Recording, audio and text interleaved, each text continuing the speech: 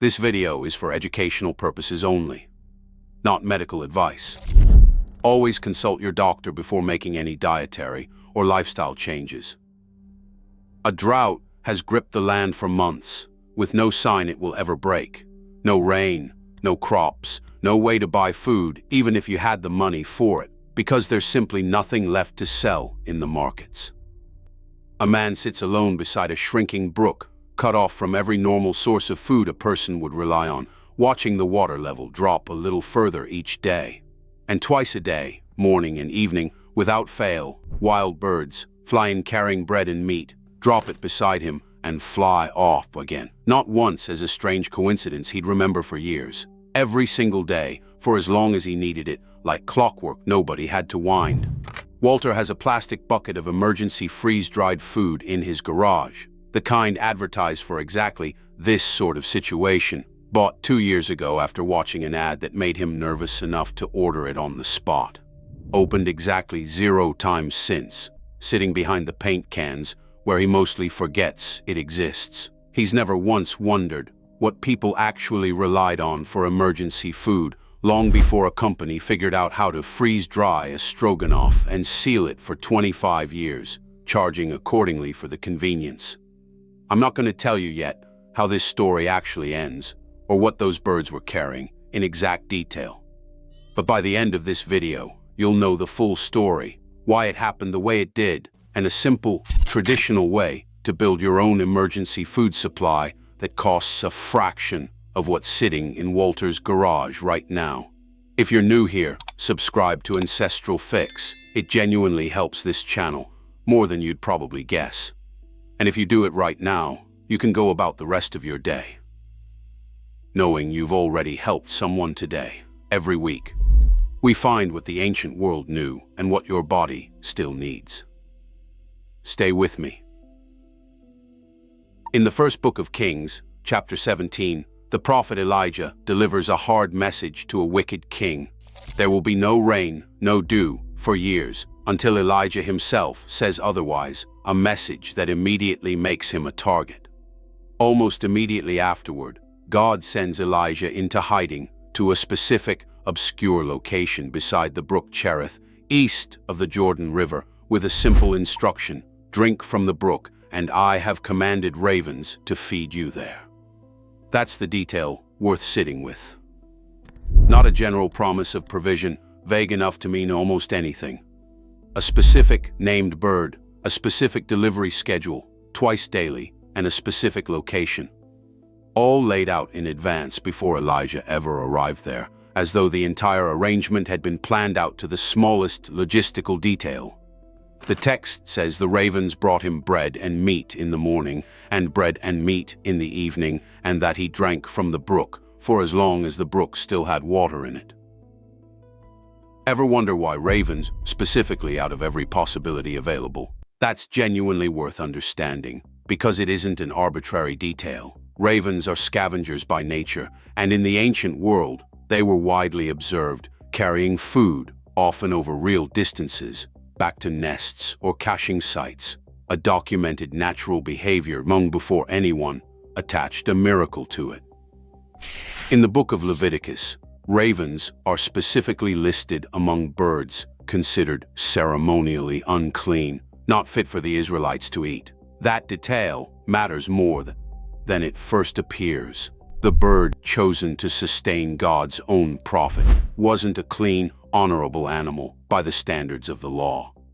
It was specifically an unclean scavenger, a detail that would have struck the original audience as genuinely startling, provision arriving through the most unexpected, least respectable possible source.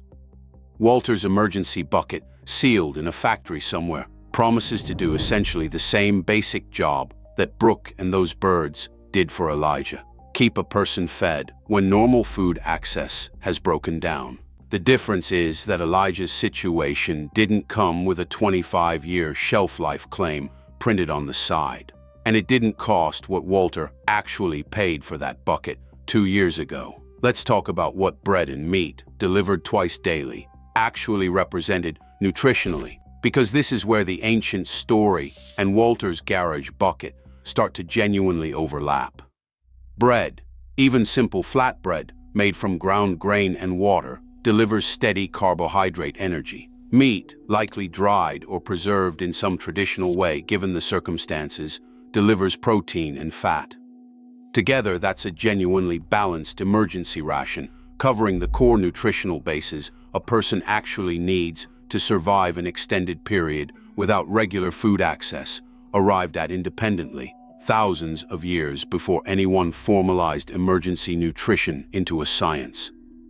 That's really the heart of what makes traditional emergency food worth understanding, separate entirely from the miraculous element of the story. Long before freeze-drying existed, people across many cultures developed reliable ways to preserve exactly this kind of balanced ration for genuine emergencies.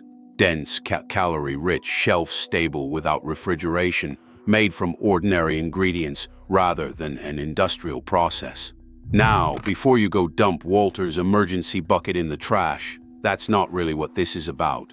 And a legitimate, well-reviewed emergency food supply isn't inherently a bad thing to have on hand, particularly for genuinely long-term storage, where dried, traditional food eventually does have real limitations. What we're talking about is understanding a simpler, considerably cheaper, traditional option worth having alongside it. Or instead of it, if the cost of commercial kits has kept you from preparing at all. So how would you actually build a version of this yourself? The bread half is straightforward. A simple flatbread made from whole wheat flour, water, and salt, cooked on a dry skillet over medium heat until lightly browned on each side, requires no yeast, no rising time, and no special equipment beyond a basic pan.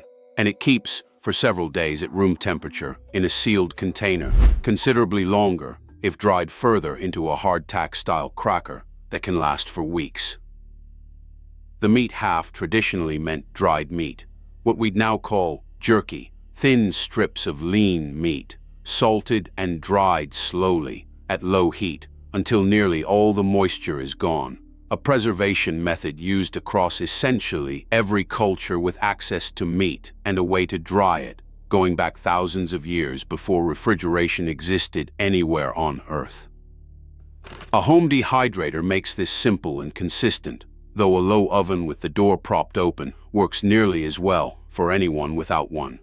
Made at home, a batch of simple flat bread and homemade jerky costs a small fraction of a commercial emergency food bucket. And unlike a sealed pouch, you're trusting to still taste edible after 2 decades in a garage. You actually know exactly what went into it and how fresh it is, since you're the one who made it, start to finish. It won't sit unopened and untested for 25 years, the way Walter's bucket has sat for the last 2, quietly aging in the corner, while he hopes he never actually needs to find out if it works the way the packaging promised. There's something worth sitting with in the fact that the birds chosen to keep a starving prophet alive were specifically the kind nobody respected, delivering exactly the balanced ration his body actually needed, on a schedule reliable enough to trust completely, without a single missed delivery for as long as it was needed. Provision showed up in the least impressive possible form and did the job perfectly anyway. This is really the same quiet theme running through so much of what we cover on this channel. It's not that ancient emergency food is secretly superior to a well-designed modern product, and there's a real place for genuinely long-term, professionally prepared emergency supplies in anyone's preparedness plan. It's that the basic combination those ravens delivered, simple bread and simple preserved meat, still forms a completely legitimate, remarkably affordable emergency ration today, exactly as it did for Elijah beside a drying brook, 3,000 years before anyone thought to freeze dry a stroganoff and put a marketing budget behind it. Let's come back to where we started. Walter, with a bucket in his garage he's never opened, bought out of anxiety rather than knowledge, hoping he never has to find out whether it was worth what he paid for it. And a prophet beside a shrinking brook, fed twice a day by the least respectable birds in the entire region, never once missing a delivery, for as long as it actually mattered. If there's one thing to take from today, let it be this. Sometimes real provision doesn't arrive wrapped in a marketing claim. Sometimes it just shows up twice a day, exactly when it's needed, in a form nobody would have expected to trust. This video is for educational purposes only and is not medical advice. Always consult your doctor before making significant dietary changes, and always follow proper food safety practices when preparing and storing dried meat at home. If this kind of ancestral wisdom speaks to you, consider subscribing. It helps this channel more than you'd probably guess. And if you do it right now, you can go about the rest of your day knowing you've already helped someone today. Because next time, we're looking at a weapon the Byzantine Empire used for 800 years that was so effective and so secret, the formula disappeared when the empire fell. We'd love to have you along.